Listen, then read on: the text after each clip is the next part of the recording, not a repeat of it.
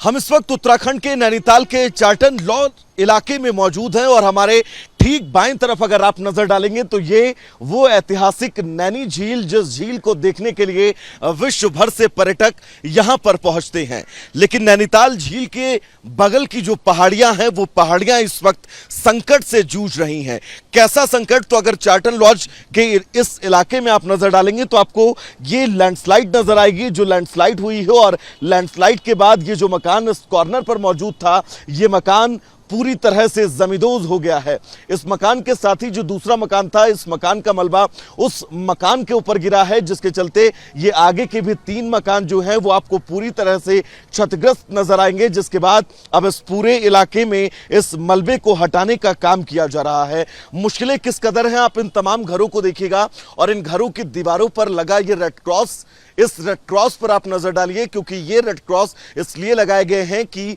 ये सभी घर जो आपको इस फ्रेम में नजर आ रहे हैं, ये सभी घर इस वक्त खतरे की जद में मौजूद हैं। यानी कि किसी भी वक्त ये घर जो हैं वो भी जमींदोज हो सकते हैं। आप देखिएगा, ये जहां पर ये लैंडस्लाइड हुआ था वहां पर फिलहाल ये तिरपाल बिछाई गई है, ताकि अगर बारिश होती है तो बारिश का पानी इन बेस पर ना गिरे और यहां से नीचे से मिट्टी जो है वो खाली ना हो। क्योंकि अगर नीचे से ये मिट्टी खाली होती है तो ये घर कहीं ना कहीं से तुरंत यहां पर नीचे गिरते हुए नजर आ सकते हैं। सिर्फ ये 2-3 घर आपको जो नजर आ रहे हैं, सिर्फ इतने ही घर नहीं है। इस पूरे चाटन लॉज के इलाके में तकरीबन 30 से 50 घर ऐसे हैं जिनकी दीवारों पर आपको ये रेड क्रॉस नजर आएगा। घर के बाहर ताला नजर आएगा और ताला इस बात की गवाही दे रहा है कि इस घर के रहने वाले जो लोग हैं वो फिलहाल अब अपना घर छोड़कर यहां से जा चुके हैं। ताकि सबसे अहम ये, इन सब के बीच आप समझिएगा, ये वो घर हैं जिस घर में रेड क्रॉस लगा हुआ है और नंबर्स भी हो रखे हैं। इन तमाम घरों पर संख्याएं लिखी गई हैं ताकि ये समझा जा सके कि कितने घर ऐसे हैं जो अब संकट के मुहाने पर खड़े हैं और कैसे इन घर के अंदर रहने वाले लोगों को बचाया जा सके। इन तमाम बातों के बीच वजह भी बहुत जरूरी है कि आखिर ऐसा क्यों हो रहा है कि चाटन लॉज के ये जो इलाका है वो इस वक्त इन तमाम संकटों से जूझ रहा है। क्या ये सरकारों की सिर्फ और सिर्फ उदासीनता है या फिर प्रशासन की लापरवाही, जिस लापरवाही का खामियाजा आज इस इलाके में रहने वाले लोग भुगत रहे हैं? हम इस वक्त नैनीताल के चाटन लॉज इलाके में मौजूद हैं और जिस इलाके में इस वक्त हमारी मौजूदगी है वो इलाका पूरी तरह से प्रशासन के द्वारा खाली करवा लिया गया है, क्योंकि लगातार धंसती जमीन और इस इलाके में होती लैंडस्लाइड, जिसके चलते अब इन घरों पर कहीं ना कहीं से मुसीबत आकर टिक गई है। आप देखिएगा, ये वो तमाम घर हैं जिन घरों पर रेड क्रॉस का निशान आपको नजर आएगा और साथ ही इन घरों पर जो इस घर के अंदर रहने वाले लोग थे उन्होंने इन घरों के दरवाजों पर अब ताला लगा दिया है और यहां से वो सुरक्षित जगह पर जा चुके हैं। आप देखिएगा, इस घर पर भी आपको रेड क्रॉस जो है वो नजर आएगा। इस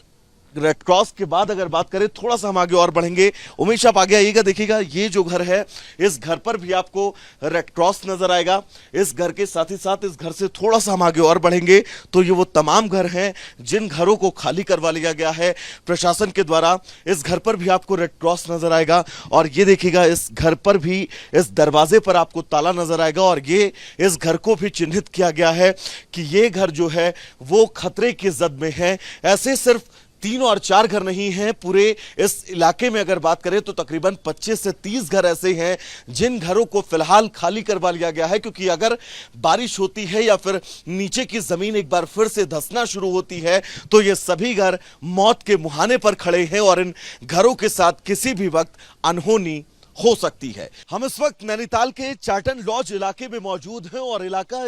किस वक्त कितना ज्यादा रिस्की है आप इन तस्वीरों के जरिए समझिएगा। दरअसल ये वो पहला घर है जो घर आपको इस वक्त इन तस्वीरों में नजर आ रहा है। ये वही घर है जो लैंडस्लाइड के बाद जब मिट्टी यहां से नीचे से खिसकती है तब ये घर भरभराकर नीचे गिरता है और उसकी चपेट में सामने के जो 3 घर हैं वो भी आ गए हैं। फिलहाल हम आपको बता दें कि ये जो पूरा इलाका आपको चाटन लॉज का नजर आ रहा है, इस इलाके में तकरीबन 25 से 30 घर ऐसे हैं जिन घरों के बाहर रेड क्रॉस का निशान लगाया गया है और इन घरों को फिलहाल एहतियातन खाली करवा दिया गया है, ताकि अगर किसी भी तरह से यहां पर अब लैंडस्लाइड दोबारा होती है या फिर ये पहाड़ की मिट्टी नीचे खिसकती है तो इन घरों में रहने वाले लोगों को सुरक्षित बचाया जा सके। आप इस घर के बेस पर देखिएगा, जहां पर ये घर पहले मौजूद था वहां पर आपको तिरपाल नजर आ रही होगी, और ये तिरपाल यहां पर डालने का सिर्फ कारण यही है कि अगर बारिश होती है तो एक बार फिर से ये मिट्टी कटकर नीचे ना आए, और मिट्टी कटने के साथ ही जो इन तमाम घरों का बेस स्ट्रक्चर नजर आ रहा है,